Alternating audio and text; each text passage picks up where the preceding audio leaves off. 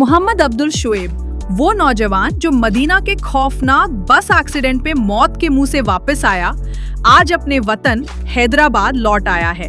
लेकिन ये वापसी खुशी की नहीं, दर्द, इम्तिहान और सब्र की एक लंबी दास्तान है। आज सुबह 10:30 राजीव गांधी इंटरनेशनल एयरपोर्ट पर जब शोएब व्हीलचेयर पर नजर आए, उनकी आंखों में गहरा दर्द था, मगर चेहरे पर सब्र और शुक्र साफ दिखता था। शोएब को उसका बड़ा भाई और हज कमेटी के एक ऑफिसर साथ लेकर आए। मदीना के उस हादसे में अपने वालिद, वालिदा और दादा को खोने का दर्द। हैदराबाद आते ही डॉक्टर्स ने बताया कि शोएब को अब रेगुलर वुंड ड्रेसिंग, देखभाल और मेडिकल सपोर्ट की जरूरत होगी। ये सफर अब जख्मों से सेहत तक का नया सफर होगा। वतन लौटने से पहले इंडियन कॉन्सुलेट ने शोएब के लिए खास इंतजाम किया।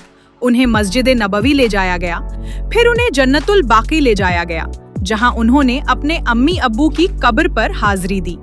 ये लम्हा उनके लिए सबसे भारी, सबसे गहरा था।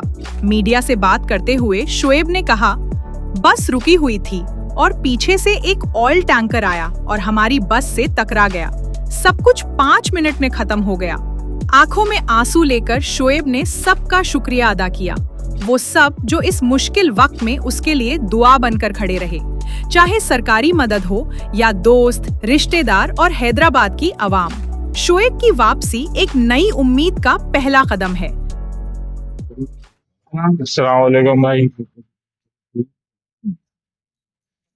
अस्सलाम वालेकुम भाई।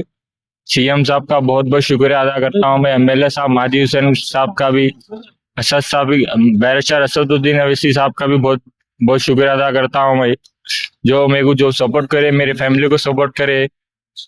मिनिस्टर साहब जो अजहरुद्दीन साहब का भी बहुत बहुत शुक्रिया अदा करता हूँ। शफीउल्लाह साहब का भी बहुत बहुत शुक्रिया अदा करता हूँ मैं।